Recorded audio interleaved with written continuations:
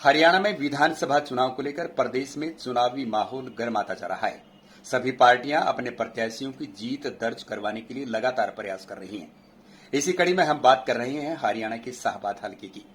शाहबाद से मिशन एकता पार्टी के अध्यक्षा एवं शाहबाद से प्रत्याशी कांता आलड़िया ने कार्यकर्ता सम्मेलन को संबोधित करते हुए कहा कि किसी भी समुदाय के उत्थान व विकास के लिए ये जरूरी हो जाता है कि उस समाज या समुदाय की भागीदारी ज्यादा से ज्यादा राजनीति में हो और ईमानदारी से काम किया जाए।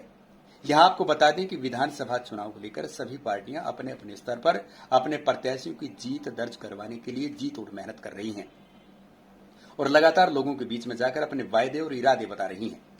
इस मौके पर उनके साथ संविधान निर्माता डॉक्टर बी.आर. अम्बेडकर के पोते भीमराव यशवंतराव अम्बेडकर बतौर मुख्य अतिथि के रूप में पहुंचे। सम्मेलन को संबोधित करते हुए कांता आलड़े ने कहा कि आज संविधान को बचाने की जरूरत है क्योंकि भाजपा व कांग्रेस मिलकर संविधान को खत्म करना चाहती हैं।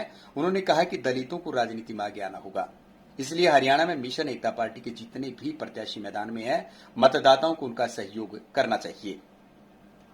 उन्होंने कहा कि शाहबाद को नशा मुक्त बनाने के लिए सभी महिलाएं अपने सिर पर कफन बांधकर इस न्याय युद्ध में उनका साथ दें। सम्मेलन में आई भीड़ से गदगद हुई कांता आलड़े ने कहा कि मैं वायदा करती हूं कि शाहबाद हलके को न केवल नशा मुक्त करूंगी बल्कि बेरोजगारों के लिए यह कारखाना स्थापित करवाकर हर घर को रोजगार उपलब्ध करवाने का काम करूंगी।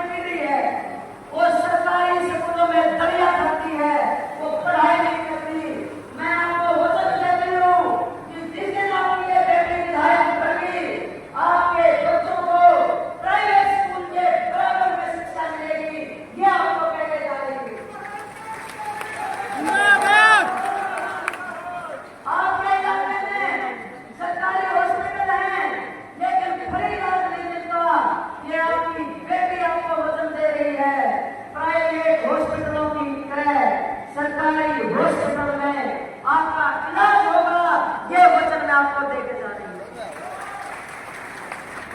और सुनिए, सबसे बड़ी बात क्या होगी, आज नए चुनाव जिता कर भेजो, विधानसभा में जाकर इस हफ्ते में जो आज तक काम नहीं हुए, पूरा पैकेज बजट आपके शाहबाद हल्के में ले जाऊंगी। एक भी दिन विधानसभा का ऐसा नहीं होगा जिस दिन शाहबाद का नाम चंडीगढ़ विधानसभा में नहीं पूछेगा।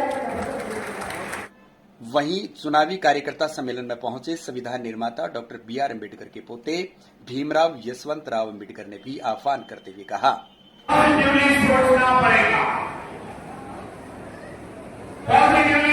पड़ेगा कि हमारा एक वोट से हम हरियाणा पर राज कर सकते हैं आने वाले 5 साल में। इसके लिए शुरुआत नहीं और युद्ध शुरुआत होगी, क्योंकि ये सीट जीतती है बादशाह की 35,000 से जीतती है तो उनमें से पूरे हरियाणा में जाएगा।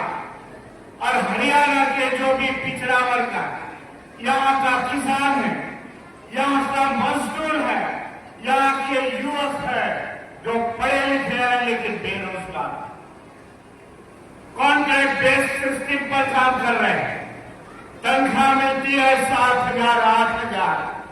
हमें बदलना पड़ेगा। केंद्र में मोदी की सरकार 2014 से आज तक चल रही है, आने वाले 2029 तक चलेगी। क्या देख रहे हैं? एजुकेशन का प्राइवेटाइजेशन हो गया, जिसको आप निजीकरण बोलते हो। हमारे बच्चे प्राइवेट स्कूल में जाएंगे नहीं, इतने फ्री होंगे हम लोग दे नहीं सकते। सरकारी कंपनियां थी, सरकारी कंपनियां बेच दी, हमारे नौजवान किधर जाके नौकरी करेंगे। बाबा साहब ने संविधान में प्रावधान किया,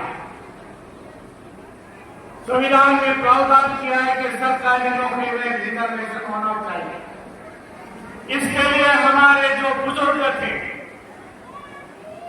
हमारे पहले के पिता थे, उन्हें सरकारी नौकरियां लग गई।